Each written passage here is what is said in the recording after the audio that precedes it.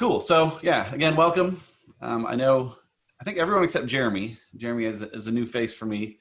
All the rest of you I know, and I think you all know Allie as well. So I drag her into this every now and then. So we're excited to do this. We've been doing this for about 11 years now, and we've screwed up a whole lot, and we have some good stories about that. We've also learned a lot. But again, part of the reason I want to do Zoom is because I want this to be more interactive than our typical ones. You know, I want you guys to please raise objections and share your ideas and, you know, that kind of stuff as we go through it. You also know that typically I'm very big on tactical items. I want to give you the nuts and bolts and stuff. Today's was going to be that, and we'll get some of that, but it's more high level, just how things should be done. And again, we'll kind of see where it goes. So we'll see what happens there. And then, yeah, again, stay muted when you can, but do unmute yourself frequently. Today, we have a couple main sources of stuff I pulled from for today that we follow a lot. Big one is Blair Enns. I don't know if you're familiar with him. He wrote Win Without Pitching and a few other things. But a podcast he has with David C. Baker called Two Bobs, just the number two Bobs, kind of a riff on Office Space and the two Bobs they have there. I've been listening to just hours and hours a week trying to absorb it. It's phenomenal. I don't agree with everything they have to say, but I agree with a lot of what they have to say. But they speak to us about selling, about proposals, about contracts, about how to make all that happen. Highly recommend that podcast.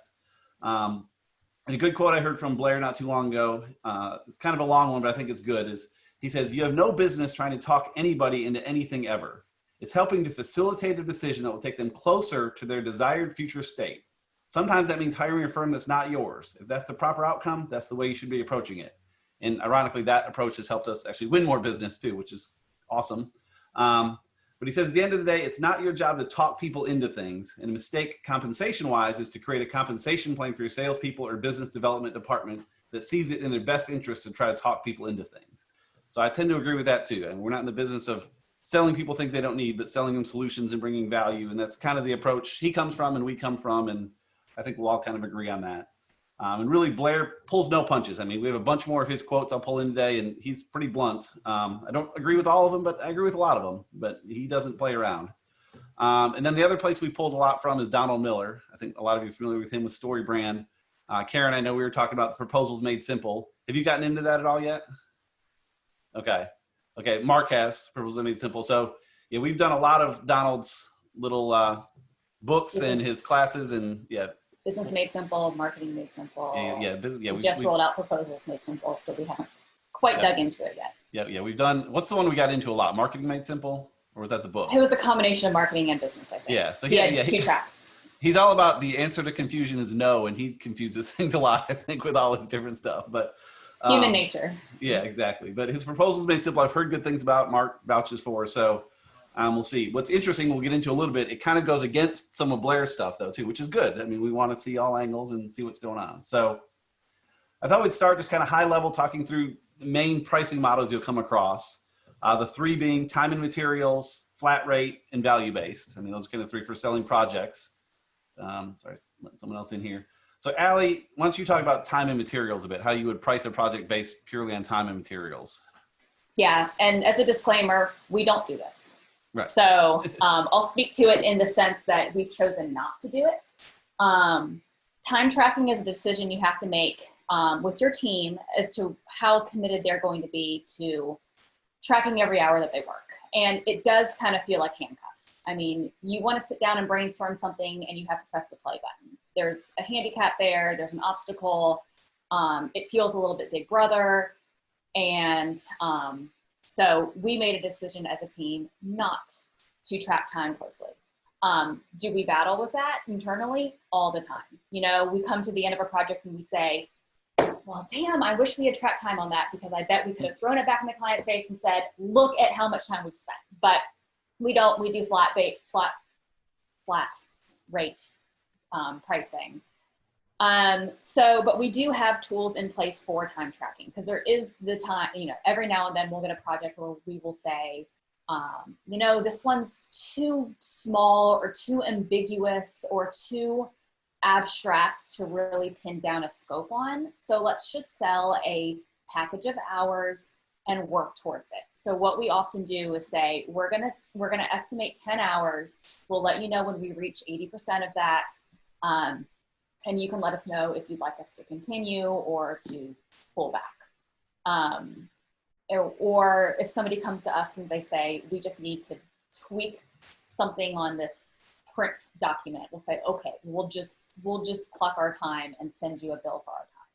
So we use Harvest for time tracking when we do that. I like Harvest because it has a project. You can set that 10 hours and it has the running, what would you even call that? Bar.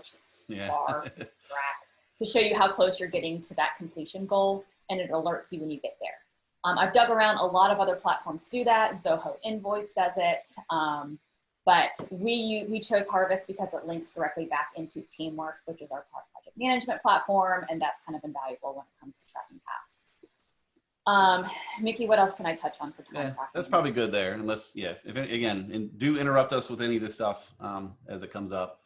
But yeah, the next one's flat rate, which we'll talk a lot about in a bit, but that's basically how we do things. We say this project, based on all our discussions, is going to cost $8,312, and that's what the price is going to be. And I think that's probably what most of us do here. And we'll talk a lot about that. The other one's value-based pricing, which is such an intriguing concept to me, but the more I dig in, the more I think it's not a good fit for us, or probably for most of us. I think we're all probably too small. I know Green Melon's too small, and we're a bigger company than some of yours. And so a little bit about it, though, I think some things. If you've not heard of value-based pricing, it's worth researching. Read about it, read some articles, just understand what it is. But the idea is you get paid on the value you create. If you help their sales go up $100,000 this year, then you get 20% of that. And so you get 20 grand for that. But if they don't go up this year, you don't get the 20 grand. So it kind of goes back to Peter Drucker. He says all profit is derived from risk. And so value-based pricing is a bigger risk, and so a bigger potential for profit, but a bigger potential for no profit. The problem is you really need to know deep stuff about your client. You need to know their annual revenue, their profit margins, how much an average sale is, what their close rate is. You got to know lots of metrics. And they have to track those metrics closely. And they have to track those. Yeah, you got to make sure they're tracking them. You need to be talking to someone who cares, who that matters to them. A lot of times you're talking to someone in the middle of the company that says, I have $8,000 for this project and I need to get it done. They don't care if it makes more sales. They have their project they're focused on. So trying to sell them on value just won't work. Blair had an interesting thing I heard in a podcast recently, and I'm going to say Blair a lot. But he said employees in general look at the past. They see what's been going on and try to just keep things healthy there. Managers look at the present. So that's the people we often deal with. There's like, here's what I have in my budget. Here's what's going to happen. And then the C-suite people are the ones that talk about the future. So if you're talking to the owner of a company, you can get more value kind of stuff because they'll appreciate it more, but not always. You need to have tight metrics to track, usually profit. But again, it kind of goes back to knowing those numbers, being able to track them to death, and to know that you can affect things. If you bring them twice as many leads, are they going to close them? Do they have decent salespeople? There's just a lot to it. It's a tricky thing to do. So it's an area that's always intrigued me, but I doubt we'll ever really get into is value-based pricing. But it's so compelling in theory. Yeah, we've tried. I mean, we've definitely had deep meetings where we're going to give this a go. We're going to price this based on value. And we'll try to ask the key questions. And sometimes the client looks at us with like a deer in headlights, and they don't even have the answers to the questions we need to value-based price it. Right. They just want a website. They just want a website. So I think when I heard on Two Bobs, they just mentioned that in order to do that, it's not going to be a website project. It's going to be a much more in-depth, almost like you become a part of their team where you're working with them for years, a year plus, in order to really have the effect of that a value-based pricing requires. So I just don't think that a start to finish web project is the right, value-based pricing is not right for that kind of project, in my opinion. But happy to hear otherwise from anybody. Yep, for sure. It's definitely an interesting topic to dig into.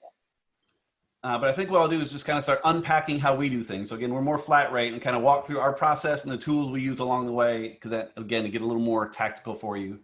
So we start with just a pre-qual form on our site. It's just a gravity form. It's kind of hidden on our site. It's public, but it's tucked away. I think a lot of you have a similar thing. You don't. We have some. Mickey, take a peek at the chat. I just realized that we're chatting. Yeah, I saw that. Yeah. Okay, there you go. Melanie posted something there. Yeah, I answered something. I answered Karen's question. I see. But yeah. Cool. Yeah, but value-based is tricky, for sure. But gravity forms, yeah. So we just have a form set up that we tweak the form often, just asking about them, trying to ask deeper questions about the company, what they're looking for, We don't always make people fill it out, but we try to. It's probably 90% of the time we do. We'll sometimes get someone that reaches out and said, hey, I heard you were great. You know, Diana sent me over to you. Can you chat with me this week about my project? I don't want to say, sometimes I'll send them form, but a lot of times like, sure, let's just chat. Let's have a conversation. You know, the form can be helpful, but don't always do it. One thing we added that helps a little bit is we have a budget box. You know, getting a budget's tough. We'll talk more about that. And it's a required field, but an answer is, I don't know. So at least they have to look at it and see and consider. And they can say, I don't know, but at least they can't just glaze over it because it's required that they give an answer. And they can see our buckets of typical budget ranges. And so most of the time it's, I don't know, which is kind of a lie, but at least they've seen it. And, you know, if they came in thinking their budget was $300, hopefully just them clicking that box will say, oh, never mind, you know, which is the goal of it, you know, is that. So we fill out the form. Allie and I look at it, come up with some questions, usually get on a call with them next and just do that in Google Docs. You know, Google Docs with the real-time typing and stuff is gold. I'd love to use Roam Research for it more. You know, we talked about that last month or 2 months ago or whatever, but it's just, Roam Research is just such a single player tool right now. It's not good for a team. So Google Docs just works so simple, so easy, beautiful to see people typing. We just basically paste their form in there, highlight stuff we want to talk to them about, dig in deeper, you know. Karen, you said you want SEO, but what do you really mean? What are you trying to get? And we can, you know, talk through what they want there. We also use our pre-qual form. If the client doesn't fill it out, like Nikki said, if we just end up jumping on a call with them for some reason, we can use it as a script for questions that we have, just to jog our memory, you know, what are we missing? So it can work on the good call. So we don't forget, say, oh crap, we forgot to ask that thing. At least it'll force us to kind of go through everything. And then what Allie and I do next for figuring out their flat pricing, we have a pricing spreadsheet we've built over the years. And I'm going to share just a simple example of this, of how we do this. And so you should see this little spreadsheet here. We have a Google spreadsheet. It's a template. Allie's been great about building official templates in Google Drive, so we can pull in the template every time. We'll kind of go through, ours is way longer and has different options across, but we can kind of say, okay, they want messaging strategy, and they need a logo. And of course, it's a website with 14 pages. It's going to need 8 wireframes and 4 design comps. So it's going to be $7,900, you know, and again, it's more nuanced than that, but that's the basic idea. And then in our case, we usually have option 2 over here. We'll say, okay, it's a website. It's still going to be 14 pages, but it's going to have, you know, 6 wireframes and 2 designs. And so, you know, the spreadsheet's built to handle that. It would say it's 6,200 or, you know, whatever it is. And that helps us a lot just to get our numbers where we know we're profitable and it can work out. And we can finesse things a bit if we need, but we're not having to reinvent the wheel every time. That's been awesome. I mean, it's a simple spreadsheet, but it grows over time, and the fields you add would be different for everyone depending on what services you have and what matters, and you know. Yeah, and pause there, Mickey, because I want to make sure everyone kind of caught that, because we didn't build that out very robust. Ours is probably 40 rows long. But ours does have 3 columns because we do present our proposals, we call brief proposals, in 3 options. So Mickey was just kind of alluding to how it calculates at the top for option 1, and then we'll have it and it'll automatically calculate for option 2 and option 3. And this kind of goes back to value-based pricing. In an ideal world, according to Blair Enns and his approach, your 3 options should be 3 unique solutions. But the way that we do our 3 options when it comes to building a website is, here it is with 16 design pages, here it is with 10 design pages, and here it is with 4 design pages. That's about as low as we can get to meet your And the goal. first one has keyword research and the second one doesn't, and you know, different pieces, but yeah. Blair, and if we do, good. If we do keyword research, we have to do copywriting as well, because we're not just going to hand you keyword research without actually executing it. So we know those pre-qualification pieces to get an option 1, 2, and 3 actually doable. But that's a good point, though. Yeah, Blair would kind of disagree. He's big on options, and he's the one that sold us on it years ago when we saw him at a conference. But he would say your 3 options should be 3 different approaches completely. But again, in our case, it's the website is kind of what they're after, so we can't vary that greatly between them. But in theory, we should. That kind of leads into that proposal document. We'll spend quite a while in here because that's really what today's about. And so we do it in Google Slides. Again, Allie has a template she set up, so we just copy the template over and do it. And I guess I'll pull in a few quotes first, then we'll talk more about it. So Donald Miller says, proposals are marketing documents. They should clearly state how you solve the customer's problem and be their guide. And of course, he says the answer to confusion is always no is another thing. to me, this feels kind of wordy and sort of goes against Blair's approach. And again, I love Donald Miller, so it puts us in a weird spot. But Blair, I have 3 quotes that I love what he says. He says, 1, the proposal is the words that come out of your mouth. The document is the contract. So he thinks proposals shouldn't even really be a paper. It should just be, all right, Sue, we've talked about this. We're going to build you the site. We're going to do the keyword research. It's going to be $13,200. Cool. All right, now I'll go build a contract for it. But he doesn't think you should have a big proposal. He says, use paper when necessary. Like, don't even necessarily write it down, which we don't totally go for, but we lean that direction. Yeah, we're trying, and Mickey and I actually kind of butt heads on this a little bit because he prefers to go in the direction of a more casual proposal, but because we're a company of 6 people, it can get lost. The written word or the spoken word is vapor. So having the paper trail that's always my preference. And so Mickey and I do kind of butt heads there. But, yeah. But we still do a paper trail most of the time. Again, I don't go with Blair's. I'm not going to give a $13,000 proposal just with my mouth. I'm gonna have something written down, but I do keep it pretty short. And he says we will do with words what we used to do with paper, and we will replace presentations with conversations. And I do like that last one. And we don't do a lot of presentations per se. That's more like when you're pitching an RFP and they bring in the people, and his thing there is if you have a 50-page slide deck about how great you are, you shouldn't show that to anyone. Like, you should just be talking to the people. And I didn't write this quote down, but he says something to the effect of the more you can affect their process of how they hire someone, the better your chances of getting hired. If you just show up and do your slides like everyone else, whatever, but if you show up and have a deep conversation with them, really understand what's going on, that changes the whole game. So again, I think Donna Miller and Blair kind of have 2 totally different approaches here, and I appreciate both. I think Donald's correct that proposals are marketing documents, just not the document part. Like, I think the proposal is a place to say, hey, we're going to do this. We follow these practices. It's selling yourself through the proposal. He just thinks it should be more of a document. We don't necessarily. And the way we do it, and we do it more than Blair does. Blair says if you write it down your options, you should have all 3 options on a single piece of paper. Just 3 columns, option 1, 2, 3. And we can't even quite get that simple. We have each one on a single slide. So, which is still remarkable. I mean, if we have a big, $30,000 project and here's a single slide, not even full of words that explains everything, it's ridiculous, but it works, because then the contract, of course, has all the mumbo jumbo, but the slide just kind of breaks down. Here's the things we talked about, and here's the price we talked about. Do you agree or not? Let's see. Blair thinks you should talk money as early as possible, which can be tough, which I agree with. Both sides. The earlier you can talk, the better. It's the worst thing ever to get to the end and say, here's your 3 options. And they say, we don't have a 1/10 of that last option. What do we do? And you've wasted hours. An interesting thing he just said, not about business necessarily, but about life. He says, stress is caused by the things you don't do. So when you're stressed about money with a client, it's because you haven't talked about it with them. If you talk about it and get it out there, the stress will evaporate. And it works for marriages and whatever else. So that was kind of interesting.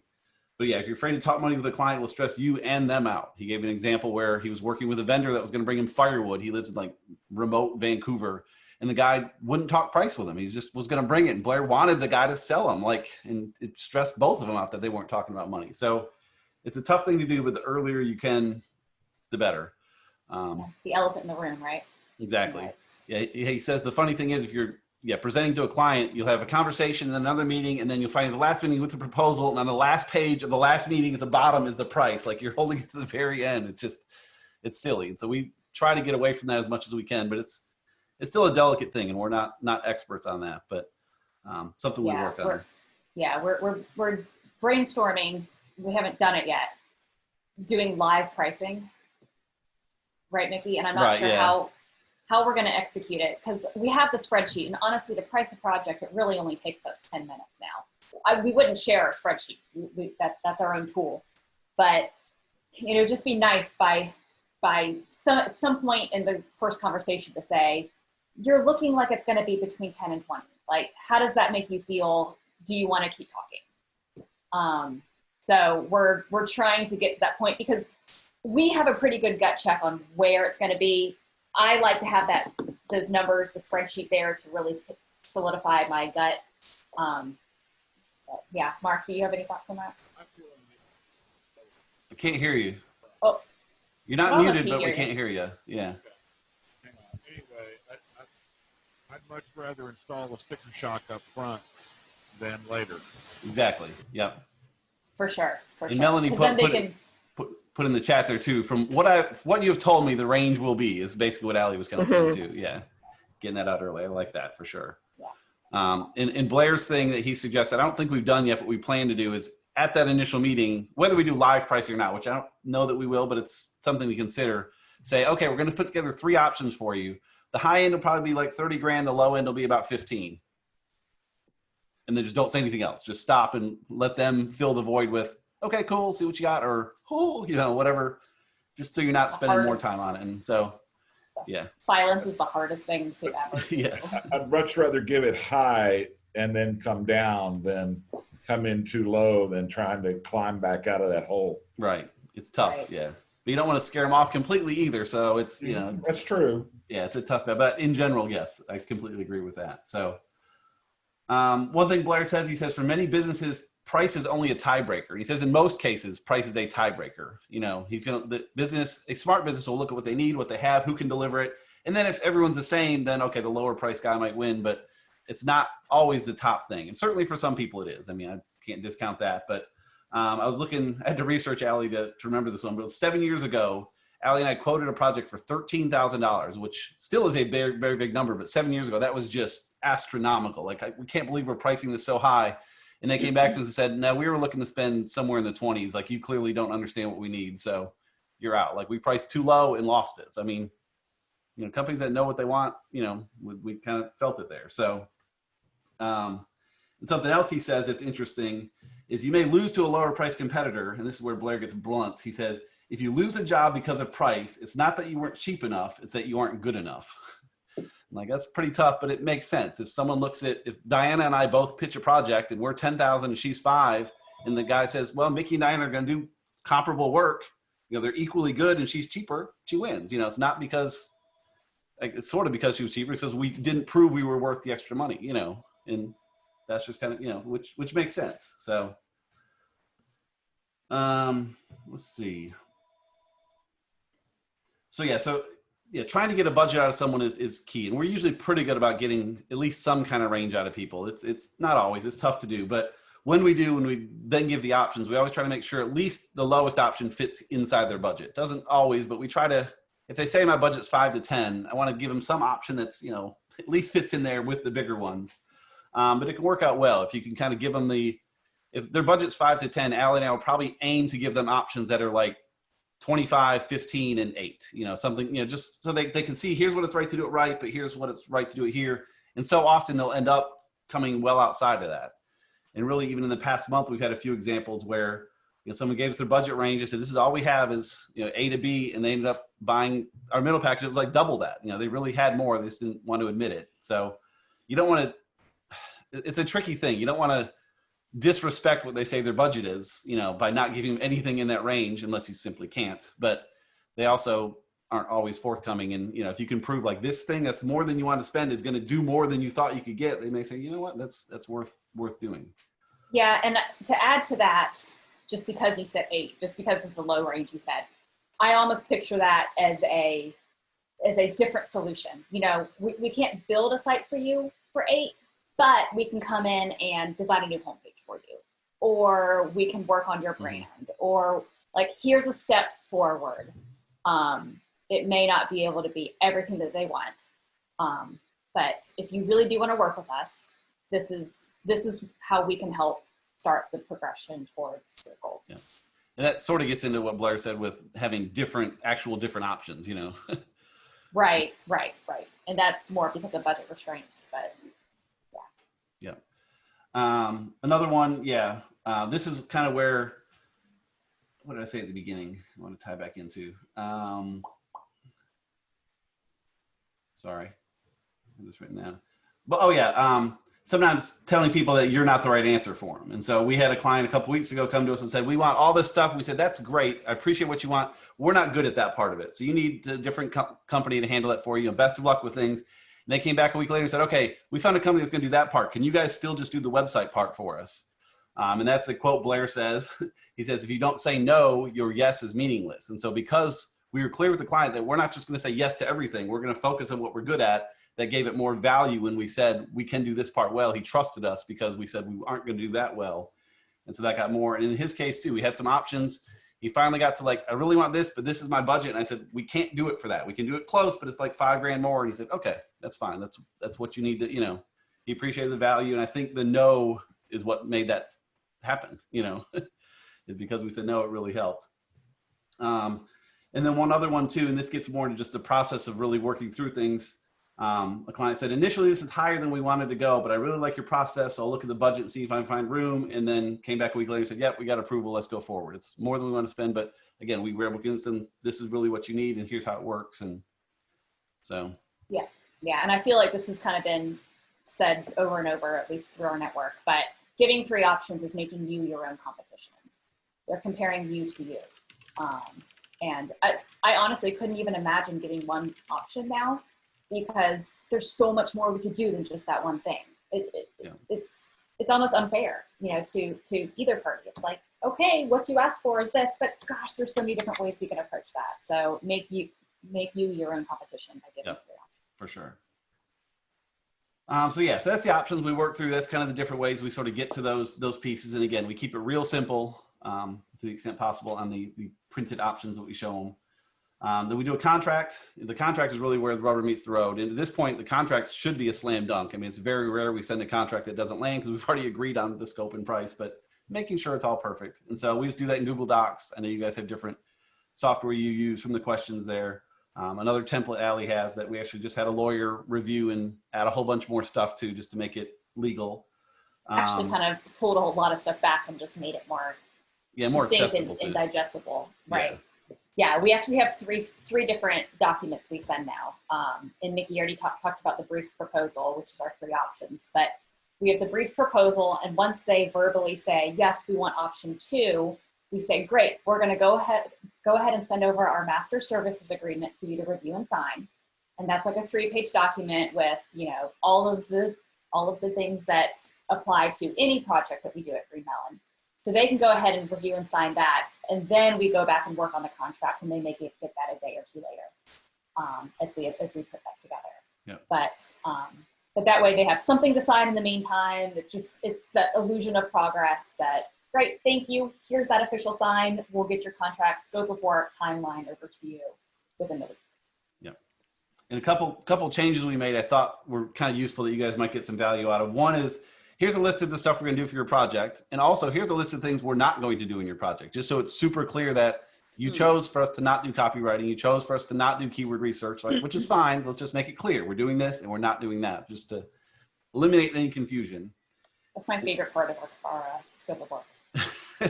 These are the things we're not doing for you. Yeah. So you don't come back in 3 months and say, I thought you were reviewing all of our content for us. No. I know we gave you 3 options. I know there was a lot of conversation, but you scratched that one for budget. So yeah, it's just easier to document it that way. And then the other piece I like that we've added is we require that a client has 1 point of contact for us, which I think most of us do. But we have in our contract, if your point of contact changes, it will require a new kickoff meeting and $750. You know, for us to put in the time, not a random fee, but just we're going to have to all get together and have a new meeting and kick off, and you know, it's going to involve our team wasting another chunk of time. So that's in there for them. And we can choose to waive that if it's, you know, if need be, but it's, you know, a lot of the stuff in the contract we have in there that we won't necessarily push on, but we totally can if we want. And we have a few clients where I really wish we had this in place before, because they would change, you know, they'd let people go and hire new people and they wouldn't understand the project, and it just derailed things. So having that meeting with them would have been huge, but then also charging them for the meeting that they caused would have been fair. Yeah, because it takes time for us to reconvene and figure out where we left off and re-explain it, the goals. Yeah, so in the contract it says, you know, our main contact will be Sue, and if that changes, that's fine, but it will be $750 and, you know, whatever fee. And so. And know that none of these additions to our contract were added without us learning the hard way. That too. Yeah. Yeah, so we do it in Google Docs. We send it now through Adobe Sign. We used to just send it over and let them sign it and scan it and whatever. That was a pain. It was Adobe Sign, there's DocuSign, whatever. They're all, I think, about the same. Adobe Sign is fine. We don't love it, but we don't love it. Yeah, it's fine. It does the job. Yeah, and then we send over invoices and stuff in Harvest, as we talked about. So we'll tell folks, hey, we're going to send over the DocuSign thing or the Adobe Sign thing, and also you'll get an email from Harvest. Go ahead and make that initial payment of whatever chunk we agreed on, and once we get all that stuff back, we'll schedule a kickoff meeting. Yeah, the paperwork process that we go through is a little bit tedious because if you can imagine, we go into Adobe Sign, we send the MSA, then we start working on the contract, we pull that into Adobe Sign, send that, and then we have to go create the however many invoices they're going to pay in Harvest, go ahead and send the first one. So it's a little bit tedious. I would love to hear if anybody has a process that's a little more refined or automated or anything. Because we're working through streamlining that a bit, whether it's hiring somebody to do it for us or we're streamlining it. How do you guys do that? Sue uses, Proposify. State the question again.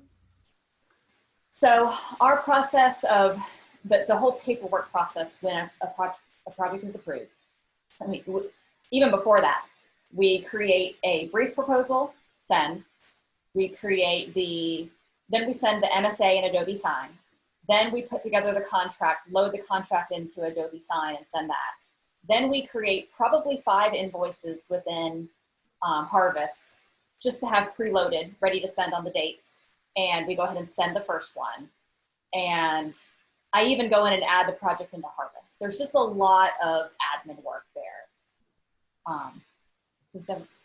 Yeah, Sue, I saw your comment there. That was interesting. Yeah, you use Proposify, which they sign online, which makes sense for sure. But I'm curious to hear proposal versus contract, because we don't sign any proposals in our case. The proposal, again, we keep light to just come to an agreement, and then they sign a contract. So are you sending a more Donald Miller heavier proposal that is also a contract, or I'd be curious to hear just how you work through that.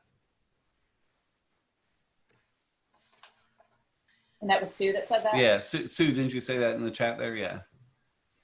Nikki, while she's answering, I was just looking into this last night about using Google Forms, and then there's a tool called Forms Publisher where you can take pieces of data from a Google form and drop it into a template that you've created with Forms Publisher.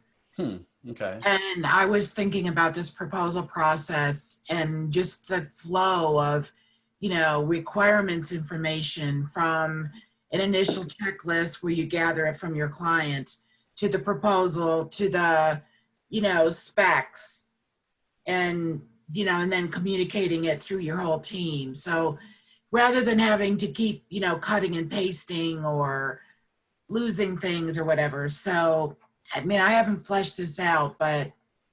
Okay, that's an interesting idea because we do have a lot of basically highlighted areas we have to go edit in the proposal that, your thing, you type them separate and it would just feed them in. So. Yeah, and then also in combination with another new workflow automation tool that I'm looking at called Rindle, Rindle.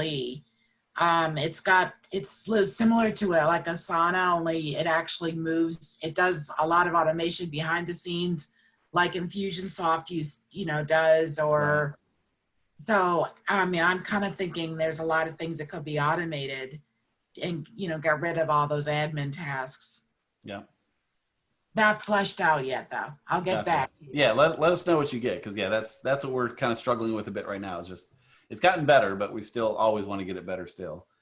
And Sue brought up a good point that we didn't really address. I'd be curious how you guys do it. She says she bills half up front and half at the end, which is how we used to do it. We've actually switched to typically doing monthly payments. We'll say, okay, Melanie, your project's going to be 5 months. And so we're going to take the $10,000. It's $2,000 a month, due on the 13th or whatever day we sign it.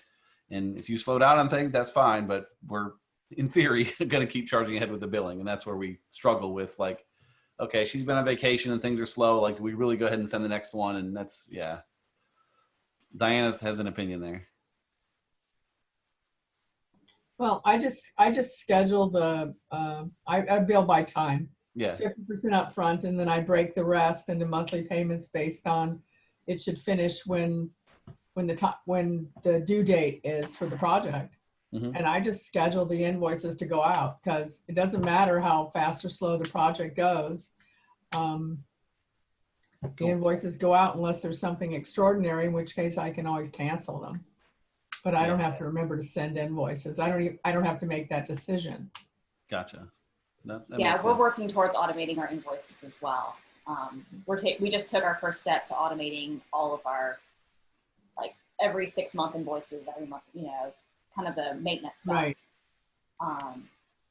That was a good step for us. But can we automate Nikki and Harvest? Like, I think so. I'll have to look and see. Can't you do? I know we can set, I guess you just do a shorter time period and say every month on this date. Right. If you can do recurring invoices, you can do automated one, what you're calling automated ones. You just say there's an end date.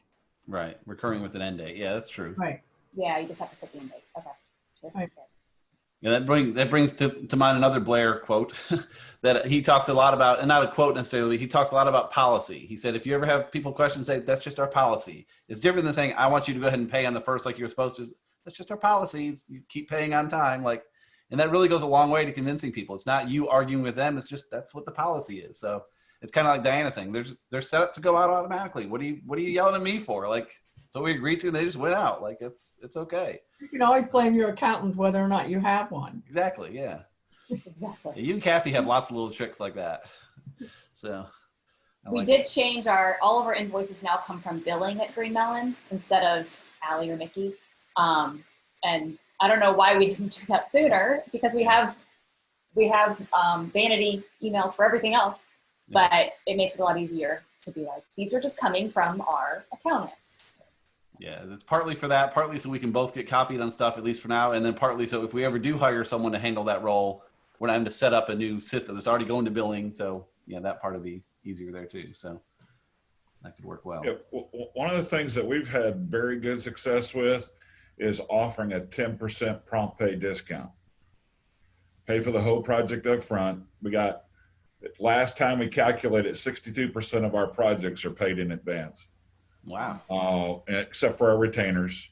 And that 10% is what I consider, because we add that to the cost of the invoice. That's the cost of managing the money. Yeah. Okay. The project. That's fair. I like that. But it's amazing what it does for cash flow. Mm-hmm. Okay. Just a thought. I mean, I like that. That's good. Yeah. Yeah. Personally, I kind of like moving to the monthly because it gives us bigger chunks coming. I know for the next 5 months, we're going to get these big chunks here, coming in, but well, I mean, that's true too. But, again, that's more of like, I would consider that a retainer client more than I would a project. And again, that's more, the money feels good that way, but in your case, the money is better just to get it, It's kind of like it feels good to get a good tax return, but that means you got hosed somewhere else. So feeling good and being financially smart aren't always the same thing. So no, I like that. That's pretty cool. 10% is a good chunk, but yeah, I mean, it is a lot of work too to keep up with all this, like we're talking about. So. Add it. I mean, that's the cost of managing the money. Yeah. So we add that to the cost of the project. If they don't take it, I'm okay with that. I still made an extra 10%, but if they take advantage of it, like I said, when you have 62% of your projects pay in advance, I mean, we've closed 2 projects already this month, and they paid in advance, which kind of surprised me. And one of them was a very large check. Nice. I didn't understand that, but I didn't complain. Yeah, Nikki, Their we would have choice. to talk about that because of profit sharing and stuff. Like, right. Yeah. could affect. Yeah, that would impact a handful of things for us too. Yeah, but interesting idea. I like that. Yeah, I definitely wrote that down. Thank you. So that's basically ours from top to bottom. I know some of you guys mentioned Proposify, which I think we talked about a little bit. Better Proposals. Swain, I think, uses that one maybe. Monster Contracts that Nathan Ingram has. I think if you mentioned that. What other tools do you guys like? Because we're basically just in the G Suite stuff for this whole process, which works well in a lot of ways, but I know there's tools that help. So what do you guys have that helps?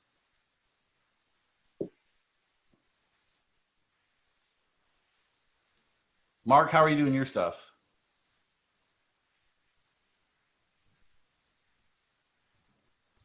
We manage everything through Zoho and through Google Docs as well. Gotcha. So, okay. I was looking at Zoho this morning, specifically their invoicing. It's phenomenal. Yeah, I like everything. Yeah, I like everything except it doesn't link back to Teamwork for that time tracking, which is we don't use that often, so I can't decide. But they do have those great little completion bars. It's phenomenal. Does your team track in Zoho? They have to go into Zoho to track? We do everything. I mean, our whole company is managed through, sure. through Zoho, from CRM to HR, everything. Gotcha. It's been phenomenal. Yeah, that's the appeal of Zoho, is they have everything. I don't think most of their items standalone aren't the best, but collectively it's a tough batch to beat. Yeah. We use about 30 of their apps out of the 47 or 48. We use one so far. But Nikki, that's why I was looking at Zoho, because I do, in Harvest, it shows you how much like accounts receivable you have and how much has been fulfilled. Right. And I was like, gosh, it's missing all of our Zoho recurring stuff. Right. Yeah.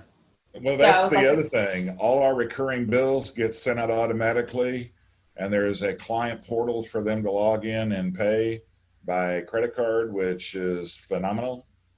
And it handles it automatically. So we've seen a huge increase in accounts receivable, a reduction of it, just because of that one feature.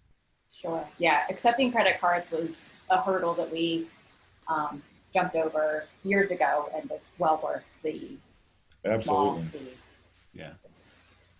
We had someone tell us, like, yeah, we were fighting against, we don't want credit cards. We want to lose that 2%. Like, they're about to give you $5,000. Like, take it now or hope a check shows up in 2 weeks. Like, just take the money and lose a couple $100. Like, yeah, kind of slapped us. Here's something, though, that we've discovered over the years that has been huge. Anytime there's going to be a large deposit paid by a credit card for a project, we only take American Express. And here's why. You have a 2-week dispute period. In other words, they won't take your money out of your account immediately if there's a dispute. You have 2 weeks to fight the charge. Otherwise, MasterCard and Visa will pull it from your bank account and let you fight the battle to get it back. Interesting. Yeah, we've had that happen. Well, I know of at least twice, and one time was the day before payroll was due. So you can imagine what that cost. So that's if you are paying for a project? Yeah, if a client wants to pay us for a large project, like over $5,000 by credit card, we only accept American Express just because of the dispute factor. American Express has a 2-week window to fight it. We've never lost. We've had it disputed, I think, 3 times, but because of our documentation, there's been no dispute that we've lost. But with MasterCard and Visa, they yank it from your account, and then you have to fight to get it back. And we've done that too many times, and it's just a hassle. So it's just, Cool. Just an idea. Yeah, no, good to know. Yep. Yeah, I've been taking credit cards for a long time, but for a long time, I was just putting a link in my invoices to send people to my payment page, which lets them pay by Stripe or PayPal. And I don't know why, I was just resisting a third way to get paid. And I turned it on. I'm using Wave. Okay. And I really like it for a lot of reasons. But I turned on the ability for them to pay right from the invoice. And my receivables went down from an average of like 10 days to like a day and a half. A lot of people pay it before I can actually sign out a Wave. I've sent the invoice, and by the time I look at my email, I've got money. So I'm a complete convert to, I don't care who's getting my 3%, truthfully. Yep. But I'm getting a lot of my payments through Wave now. Nice. Yeah, I'm amazed still how many checks we get when we say you can pay either way, and we still get a ton of checks. But that's fine. It's just I have to go into the office every. We're not in the office right now with COVID and stuff, but I still go in every week to pick up a pile of checks. It makes for a fun trip usually. So, but yeah, I'm amazed how many are there. Pierre, you want to tell us about HoneyBook? I don't know if you're talking, you're muted too, so you have to unmute if you're able to talk. Actually, that's one of the number one reason I've joined the call, because I'm still struggling. But everything that's pointing to right now is HoneyBook. It has a lot of the proposal, and it has a lot of the payment process. So it's all one platform. Cool. But it's mostly also for creatives. So I have not explored it fully. But it's everything I've researched so far. That's what it's pointing to. So that's why I wanted to see if there's other options out there also. Gotcha. Cool. Good to know. Yeah, I've not looked into that one at all, so I can't offer any insight there. 10-4. Anyone else play with HoneyBook? I have a question for Sue. Okay. Sue, I haven't looked into the QuickBooks invoicing in maybe 2 years. Have they introduced recurring invoices yet? Yes. Melanie says yes. Okay, cool. Yeah, so I have clients who are on a website maintenance plan, and you can set up recurring. And I do my invoicing directly. I will tell you that I was on QuickBooks Desktop for Mac until about, I don't know, a year and a half ago. And it was a little bit of a rough transition, mainly because QuickBooks tries to constantly upsell you.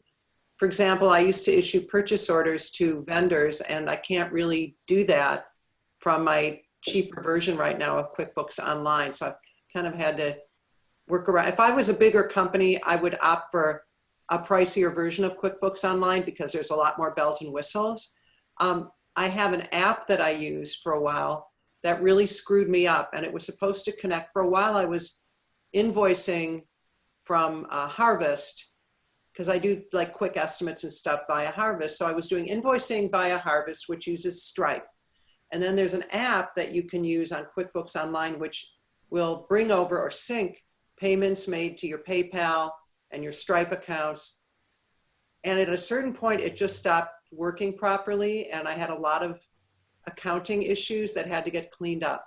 So I thought to myself, maybe I don't like the look of the QuickBooks invoices online as much as Harvest, but I don't care. I just want to make it seamless and clean and easy for my accountant so I don't get hit with a huge accounting bill and my bookkeeper every quarter doesn't go nuts. So this year I started doing all invoicing directly from QuickBooks Online. There's a little button you can click if you want to give them the option for credit card. Some clients only want to pay by check, but more and more, especially for smaller projects, people like that instant. They see the invoice, they click the button, boom, they pay. And for recurring, it's just, they know they're going to get that little online invoice every month, and the money goes, you get a little email from QuickBooks, money has come in, you tell it where it's going to your business checking account. And I've been pretty happy, and my accountant's been happy. I'm still using Harvest for some things, but I'm only doing invoicing now and getting payments via QuickBooks. It just cuts out one more third party, one more layer of steps. And it's like I said, if I was bigger, if I had more sales, I would opt for a more robust, more pricey version of QuickBooks. I have to say, to their credit, when the whole COVID thing started back in like March, they sent out a notice that they would give you like a drastically reduced price for, I think it's 3 months or 6 months, kind of similar to what Adobe did, where the price was super slashed, maybe from $50 a month to like $10 a month or something. And if you watch for deals online, QuickBooks does run specials from time to time.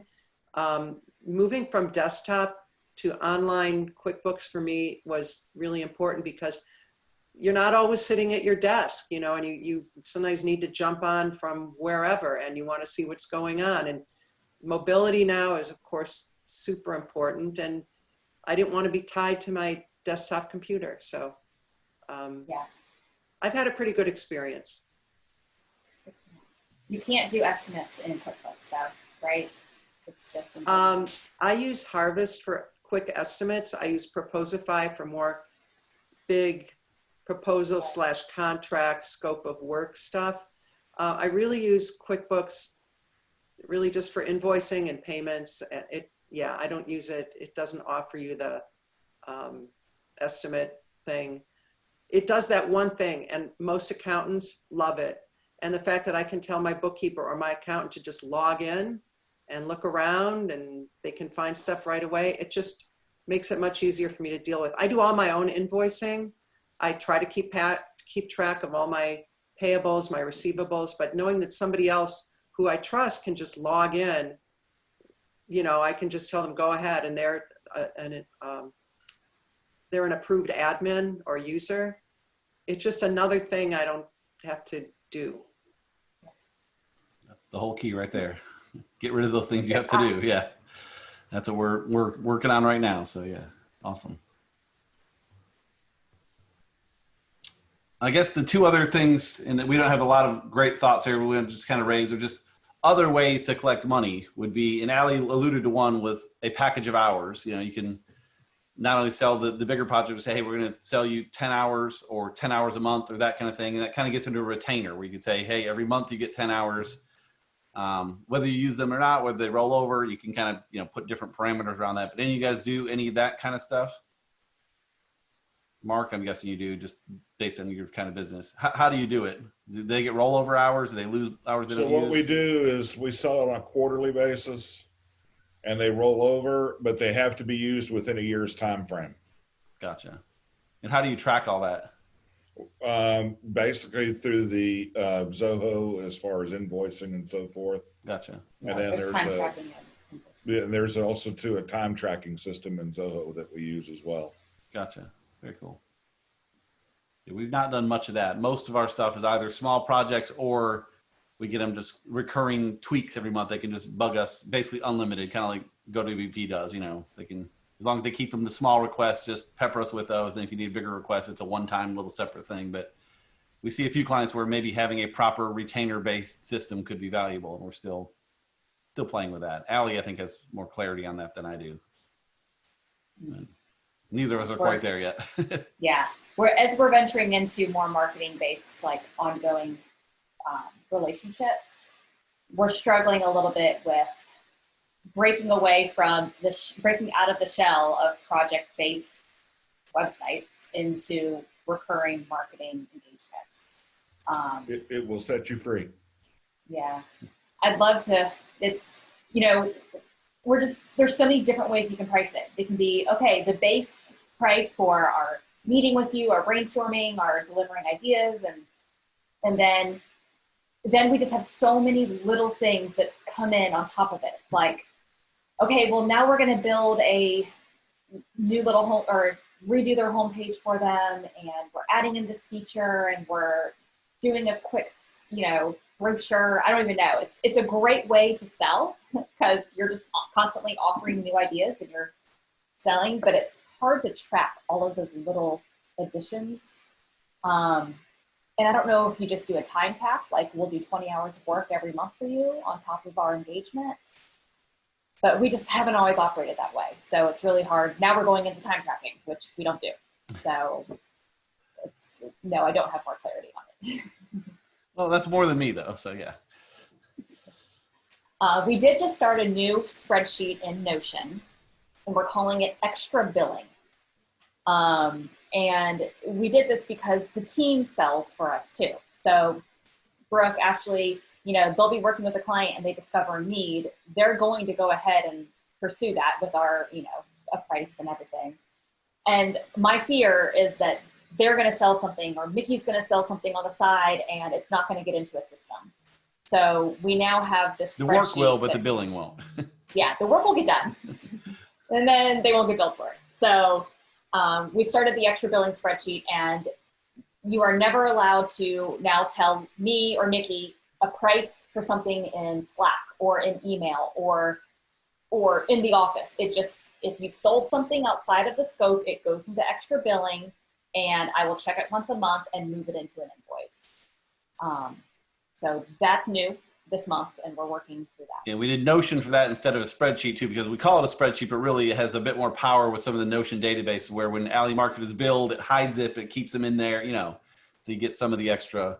A spreadsheet can get a little unwieldy for that kind of thing. So I like Notion where it looks like a spreadsheet, but you can hide things. You can click into them and add more context. You know, if you say that one extra blog post this month, and Brooke can go in and say, she asked for it on the 15th and we did it on the 18th and she's happy, you know. Yeah, that's a good example, Nikki, is like, okay, we do 4 blogs for this client every month, but oh, they did 1 less last month, or they did 3 more this month. You know, we try to make sure that we're tracking less and more for them. So, and that's the stuff with marketing retainers that gets really hard to track. Yeah. So just if everything goes in one place, then yeah, in theory, again, it's still adding some manual work. Then Allie has to look at each one, add it to an invoice, see if it's legit, see if, you know, but at least it's not. Right now, she's having to double check Slack and then double check Teamwork and make sure there's nothing in email. She putting notes in Google Keep, like where, you know, at least now she knows she's not missing anything. Yeah. Mark, can you set me free? I can set you free if you want to talk about it. I got 2 questions I'd like to propose to the group. 1, terms of payment. And 2, if you're not tracking your projects, how do you know whether you're making money or not? Because we track everything. Yeah. Not just to make sure that we're making money. Like if we estimate a number of hours it's going to take, we want to make sure we're trying to stay towards that. I can answer the how do you know you're making money and the profit and loss statement.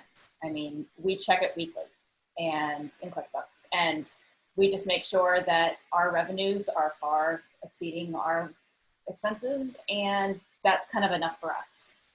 It took us a while to get there because I'm definitely one that loves to track every single thing. But releasing control and just saying, okay, how's our bottom line looking? There's the gut check. You know, my team says they're abusing this project, and limiting revisions, limiting time on QA once the staging side is up. You know, you get 2 rounds of QA when the staging side is up, not unlimited changes at that point. At least keeps the project reined in, and our project manager does a good job of that. But so I kind of stopped tracking every single project, knowing we're going to win some, we're going to lose some, we're going to win some, we're going to lose some. How does our P&L look? And we've done enough websites at this point, our whole team has, that we have a pretty good feel for, okay, that one didn't go well because they changed point of contact 6 times on us. That was a legit example. And then we set a new process to, right. Yeah. And so it is more gut than is probably appropriate, but it works well enough.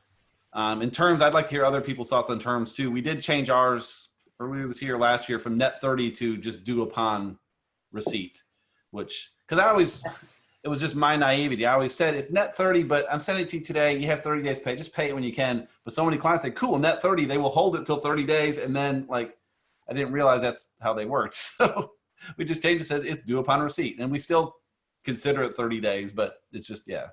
So that's what we changed to there, which is due upon receipt with a 30 days, late after 30. Yeah. Yeah, they get reminders at 30 days that, by the way, you're 30 days past due. And then in our spreadsheet, for those of you that saw our spreadsheet thing, we talked about the goal tracking we do every week. That's something we look is how many are past 30 days. And we also track how many are past 60 and how many past 90.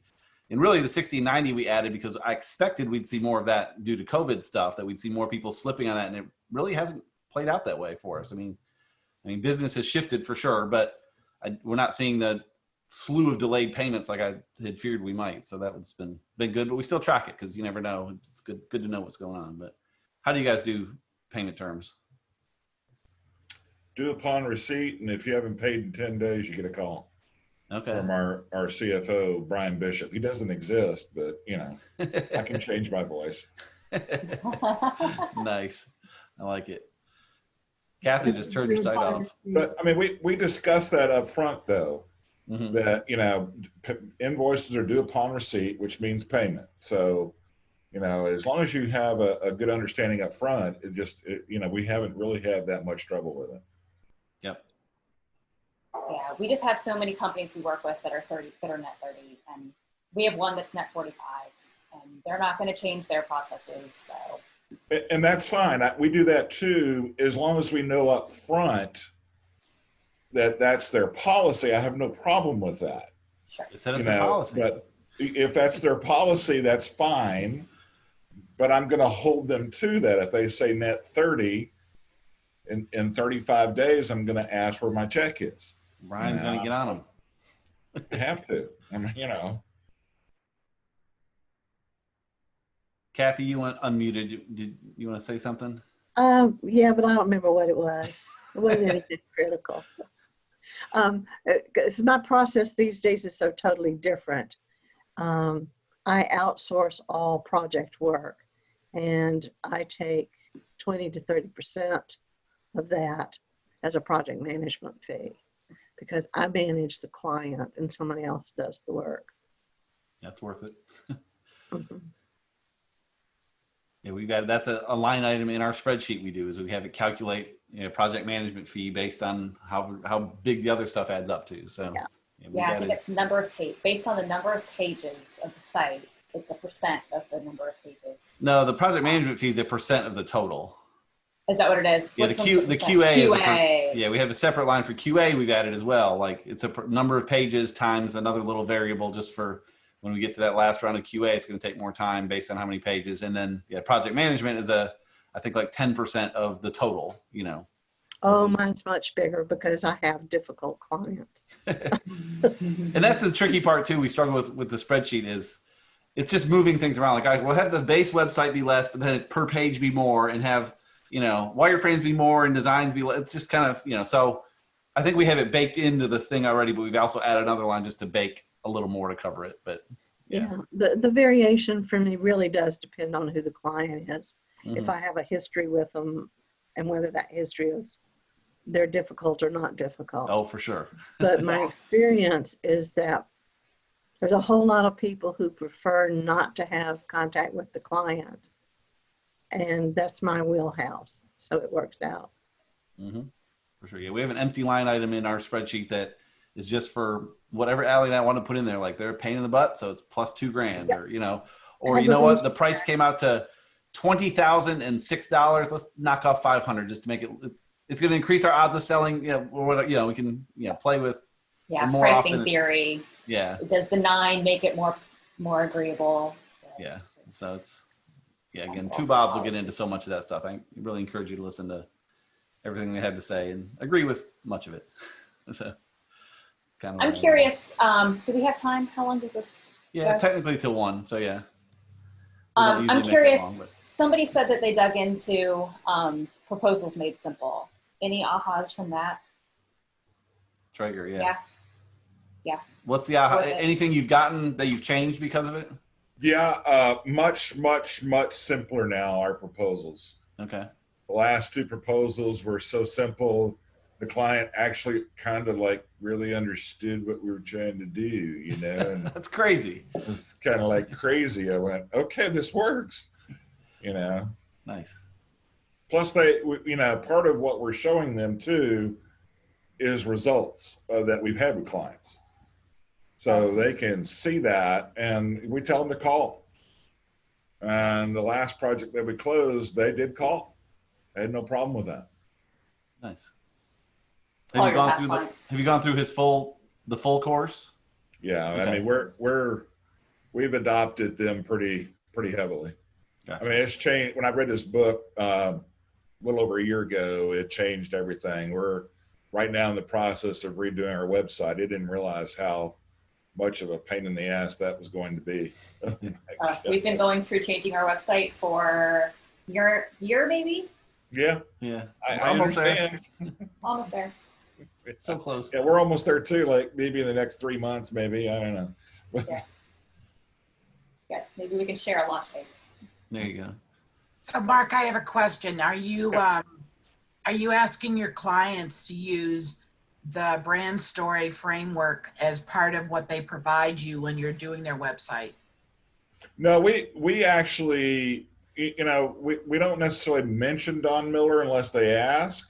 Some of them will. They've read the book, but most of them don't know how to execute. They need us to come in and execute on that. But that's the main thing. We encourage them to read it. It makes our process a little bit easier. But again, we've had clients that have read it and done their own thing. I'm okay with that. We're not story brand certified either. That was going to be my question. Do you ever bring in story brand certified folks, or you just? Yeah, I got a copywriter that's story brand certified that I use pretty regularly, and he's amazing. So, awesome. And he's reasonable too. So, nice. It just seems to me to be something you should be. It's helpful to think about it before you get into the design. It's like, you have to, yeah. I just can't imagine not starting there and then going. So Yeah, but I mean, one of the things that we're doing a little bit different, and part of this evolution that we've been going through, is become more product and process oriented with clients. You know, we have a year-long process that if a client wants to grow their business, we have now a process that they can follow through. And really, for about the cost of a good employee, we can walk them through that process. We haven't gotten a lot of people to convert yet to that process because it's relatively new. But we've only had one go through it so far, and so far in the first 2.5 months, they absolutely love it. Nice. It's been painful because they're realizing how horrible their branding and story has been for so long. Yeah. It's painful. It really is. I mean, painful for me when I had to realize I got a website that's really pretty crappy. And I do this for a living, and I've been doing it for more than a couple of weeks. So. Mm-hmm. And Melanie, you wanted to add something? Yeah. Yeah, I have the course, the proposals made easy. I haven't started it yet. But I'm in the same boat, redoing the website according to the story brand. I find it so much easier to do that for a client than to do it for myself. Mm-hmm. And so every new project I've been taking on, I've kind of framed it that way. What problem are you solving for your clients? Kind of walking them through that, getting that information, so it makes it easy to at least build the homepage.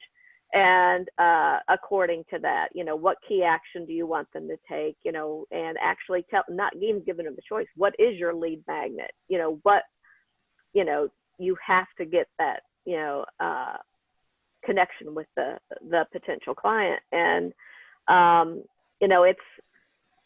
it's reframing everything that I'm doing. So that is a process, and I'm managing a page on our website like once every 2 to 3 weeks in between doing client work. So yeah, but I'll definitely do the course.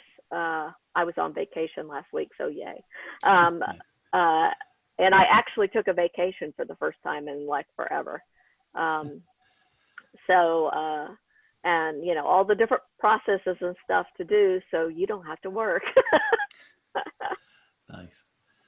And that kind of leads back to Karen's point. It almost adds like an extra step in the way. Like we always do content and then a wireframe and then design, but you sort of have the story brand wireframe is kind of a weird little animal almost in between, where you do the story brand stuff and then their little, I'm going to say kind of ugly, just content wireframe, and then into a proper wireframe, and then into a design. And it adds more work, but if you do it that way versus, here's the design page, now let's stick some copy in, Yeah, and I've been calling that little story brand wireframe a content outline, a homepage content outline. It doesn't need to be visual, because it's kind of confusing to do 2 visuals of the homepage. So here's your messaging. Oh, and here's a homepage content outline, bullet point, whatever. And then we're going to go into the wireframe phase to make it visual. I'm going to steal that from you, Allie. Thank you. Please do. We're all here to steal from each other. It's worked out well for the first 10 years, so we'll keep it going. It's called stealing from you guys for a long time. Well, research and development, R&D, rip off and duplicate. There you go. Very nice. So Jonathan, you just joined us here. Do you have anything in particular? Did Pierre beg you to come in? Yeah. Pierre was telling me how awesome of a job you were doing, and thought that I might enjoy coming along. So, like, hey, why not? I just came from a bunch of other meetings, and so I was like, I got a few 15 minutes. Let's go. There you go. Cool. Awesome. Well, yeah. With that though, I think we may be about done here. Did anyone else have any questions for the group we wanted to pose, or? Our little list is out, but certainly we have a few more minutes if people want to chat more. I'm really interested in the discussion about the phases of your development process or your website process. So, because I've been thinking I'm providing content to a web designer for my new website redo. And I'm having trouble figuring out what content to give her without having kind of a wireframe, okay, well, so what's that section? What's the purpose of that first section? And I'm always thinking story brand, the empathy and that. So anyway, I just wondered if that may be a bigger topic than what you want to get into right now. It sounds like you're kind of, what we were just saying, skipping the content outline a little bit. So we always do the sitemap first, the navigation hierarchy, the structure, and then for each page, especially the homepage, a content outline before you even start digging into content. And it just goes back to grade school. It's the report outline before you write your report, Yeah.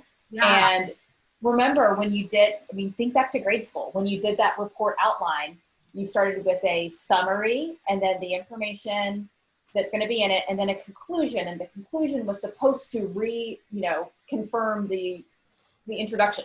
This is like 6th grade stuff. So it's really just kind of doing that and saying, okay, I've got this section, this section, this section, this section. Maybe when we get into design, they become these sections, these sections. I don't even think visually yet. It doesn't matter. It's just message, message, message, message. And that frames it up for wireframing, and that removes the issue of what comes first, the wireframe or the content. It's content outline gets you close enough. You can kind of agree on word count from there for each section. And granted, we still have plenty of clients that get hung up on writing a novel based off of a content outline, and we're like, no, we were thinking a sentence for this section, not 3 paragraphs. So it's definitely still a process, but that's why they have you as their guide to make them successful. Okay, thanks. But Allie, you hit the point. Content is king before you get into the design and all that other stuff. And my new developer is really, really agitated with me because I want to skip over the content and go right to design. And she's refusing. I can't believe that. An employee refusing. Oh my God. Your team will rebel on you if you ask them to do dumb things. We do it for our clients. Now she's forcing me. Oh my gosh. Oh, yes. Oh, trust me. I have been told by my team on our own website that I am the worst reviewer ever. Here, Claudia's asking for that slide again. So here's that just for you guys, that content outline slide. Claudia had wanted to see it. So, but again, it's just, as Allie said, it's just, that's really all it is. Just what stuff is going to be in the homepage, what items on the team page, what items on the careers page, just all the pages, make that bullet list. And then probably a sub bullet you could even just do under each one of, let's write out that content.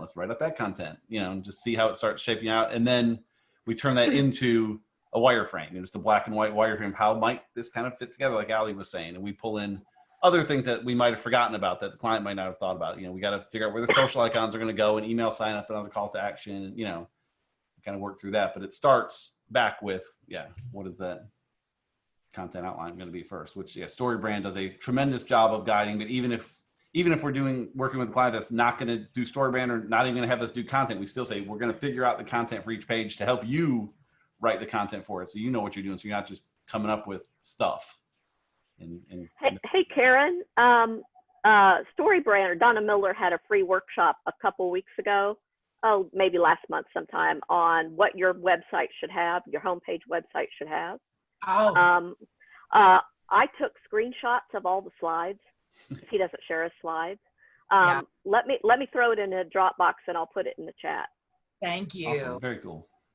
So Mickey, what was that second screen you showed real quickly? What was that? That was doing the wireframe, like starting to lay out the design without. So we go from the content to a wireframe. Like usually this even could just be on paper. Just start figuring out, okay, this is gonna be a big picture across the top, and Allie just drew in the there's, you can see Allie's screen in the little window there. Yeah, she just sketched one the other day. Just figuring out where all those pieces from the content outline are going to fit in.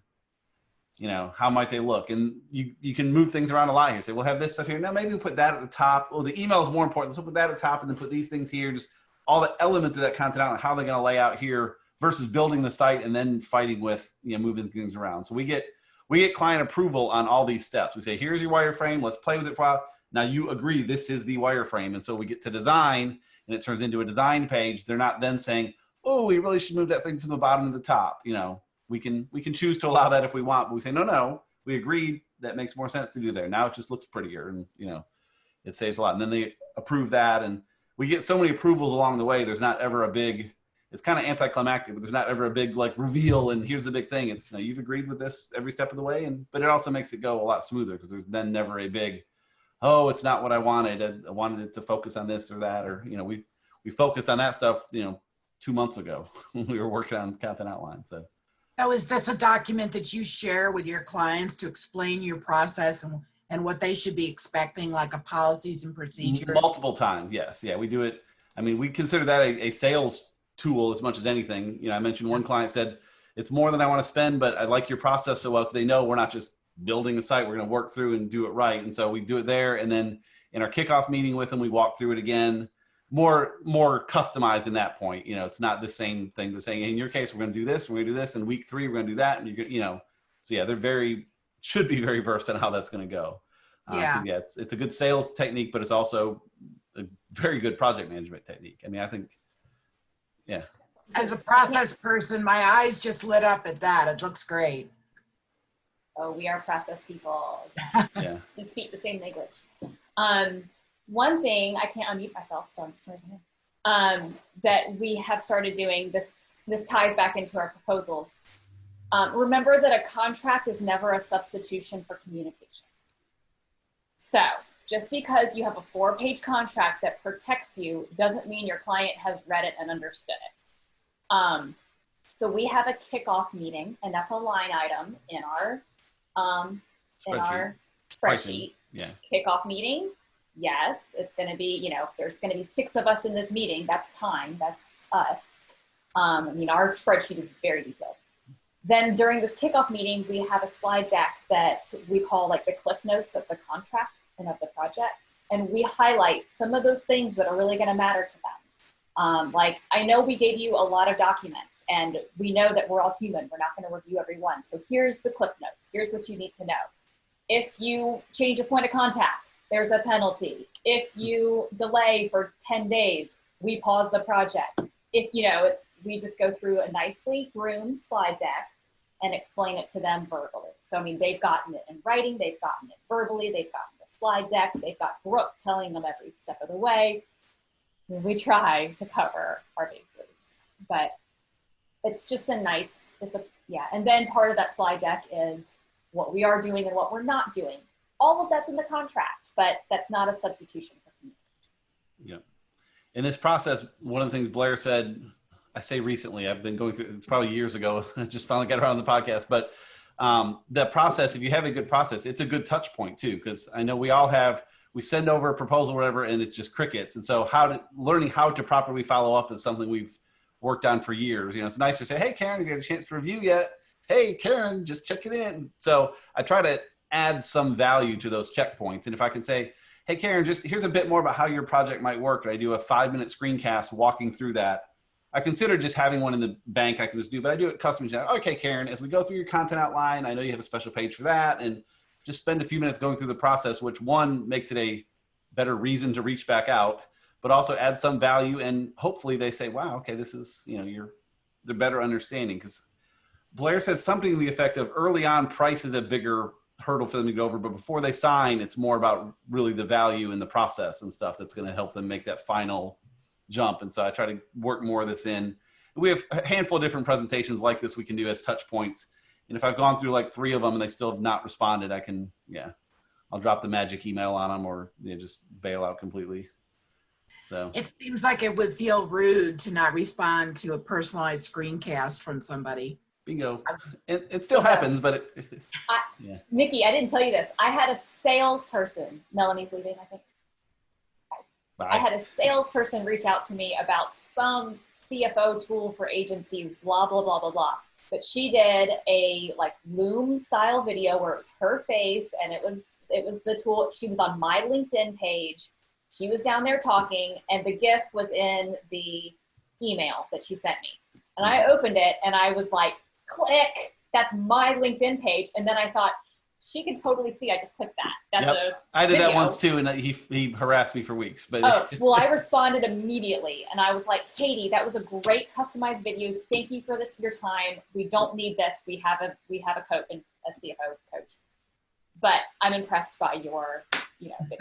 Yeah, and I would also add to that. So part of what Allie said is it had that GIF in there, so you can get it to it has the animated GIF that shows it. That helps. But I even say, hey, Karen, just thought you'd want to see more about our process. So I just created this short customized video for you that you can see here. So they don't think I'm just sticking a video. And I can say, Karen, I made this, and I say short too. I try to keep it short. I don't want to say, please invest 20 minutes in our process. Like, here's a 3-minute video I just made for you, just so you fully understand what the options really will look like when you move forward. And, And I learned by that video they just sent me, if you maybe start with their website or something of theirs, especially it showed my face in it, I was like, oh my gosh. Like, I mean, it struck me immediately that it was invasive almost. So maybe don't go that far. But when you know the person, it's okay. She was from Boston. Yeah, if you use Loom or Dub or any of those that do the GIFs, there's some techniques to that. One thing they say is to do a wave or something early on. So it's not just a animated GIF that's not really animated because there's no movement. So if at the very beginning, hey, just reaching out, see what's going on, at least the video then will have some, or the animated GIF will have some animation in it I'm not sure that's the best way, but it's something in it where it's not just, they'll notice that it's actually a video, Yeah. But I typically leave it just as a plain text link, but then just say, hey, Karen, here, I made a very quick customized video just for you, just to help you better understand, you saw the options before, here's how it will kind of work together. And I'll even sort of talk through a little bit. Like, you see here, our second step is to do messaging strategy, which you saw that was an option 1. It wasn't in the other options, but if we did it, it would be here and it would then flow into that. And if not, you would do this. But it's tough to kind of talk through all that, but also keep it very succinct because, I don't want to waste their time either. So. Hey, real fast. I don't want to veer off the subject too much, but Mickey, as you know, I've been working in the data space and doing some web development projects kind of on the side. And I'm definitely thinking about growing the web development arm of Retrix a little bit more. And what we found is that data is really good for e-commerce, but I noticed that you guys don't really do a lot of e-commerce. I mean, I've seen some, but not a ton. Is there a reason that you don't go after those? I'm just trying to make sure that if I'm going to be getting into more of the web development aspects, am I still going after the same clients as far as e-commerce, or should I actually venture into restaurants and other things like what you're doing? I mean, what are your thoughts? E-commerce is just tough. We do our basic plan now is if you are a content-based site and your focus is elsewhere and you happen to sell a few things, that's fine. If your focus is selling, it becomes a big headache because you say, okay, we'll set up taxes and shipping and cool, we'll be good to go. But, oh, by the way, I have these 2 different shipping methods, except people in Idaho need that shipping method, but there's coupons that people can get this, but I don't be able to gift a coupon to that person. But if they gift a coupon, they still have to pay for shipping on that. And you just end up with, it's so hard to scope out correctly and not lose your shirt on. We tend to lose money on e-commerce projects, even if we say, man, this is a huge one. We've marked it up enough. We're certainly covered. And scoping is tough because my heart gets in the way a little too much. I'm like, of course we should have realized that they want to have coupons in there for people in Idaho. Like, we didn't talk about it, but let's go ahead and throw that piece in, it's right. So if you could, there's a lot of money to be made, certainly. I mean, e-commerce is huge. And with the data you have, like, for those that don't know, Jonathan, his company is all about analytics and data, like way beyond what probably any of us do. And so that would tie in super well with e-commerce stuff, but getting a scoping process down is, yes. Allie, you have your hand up? You also have to remember that these clients, that their entire company is the product-based company, that's their livelihood. Their livelihood depends on the output of that website, which is a huge burden for you as the developer and manager of that website to bear. It also means there could be great revenue and there could be great, it could be a great relationship, but they're going to demand a lot of care because they're counting on you for to feed themselves. So what I'm hearing is there's a lot of opportunity, there's a lot of problems to be solved. But for you guys have found your niche and everything like that. But I mean, I will say that's what gets my blood running. That's what gets me excited is problems to solve. I honestly have stayed away from web development because it's too easy for me. I'm like, it's not exciting. It's not challenging. I want to build really deep relationships with my clients that say, hey, like, you know, how do we get you from making 100,000 to $1 million? Let's figure that out. Those are the problems I want to solve. And that actually gets me pumped. I'm actually glad to hear that. So that's good. Yeah. Good. We got some clients we can send your way. Yeah, that'd be great. Yeah, that's exactly the types of projects we want. And not to back up too much, but before you hopped on, we talked about pricing methods. If you've ever looked at value-based pricing, that's something that could work for your kind of thing, where you're going to make money based on how much you can help them. So if they make 100,000 now and you do all this work and they make 100 next year, you don't get paid. But if they go from 100,000 to $1 million, you get yourself 20% of that and you had a pretty happy day, you know, so. Yeah, we've actually done that with some clients and other projects where they didn't have the funds to really finance our full hourly rate. So I was like, all right, well, I'll tell you what, we'll take 10% off the top, you know, that kind of thing. And yeah, and it's worked out pretty nicely. I mean, I feel like those are the projects that I get excited about.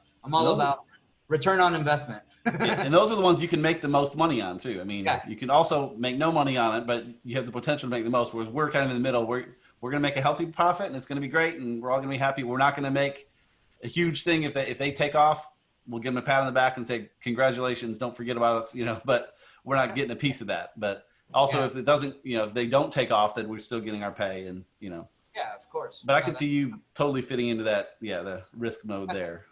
So. Yeah, absolutely. Yeah, Karen mentioned e-commerce clients require 24/7 support too, and that's Yeah. See, I love that. Like, I integrate my clients into my Slack channels and everything like that. They have full access to me and my team. I'm all about providing that continuous support, and I feel like that's why, even though I've never really advertised my web development and anything like that, we just keep getting a lot of referrals from there.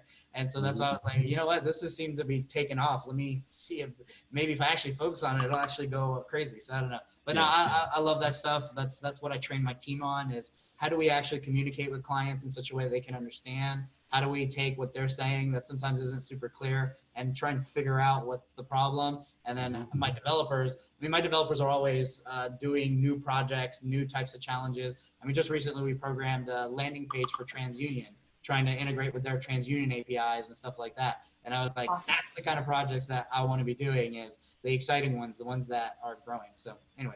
Gotcha. So yeah, all the reasons that we don't want to do e-commerce are all the reasons you should.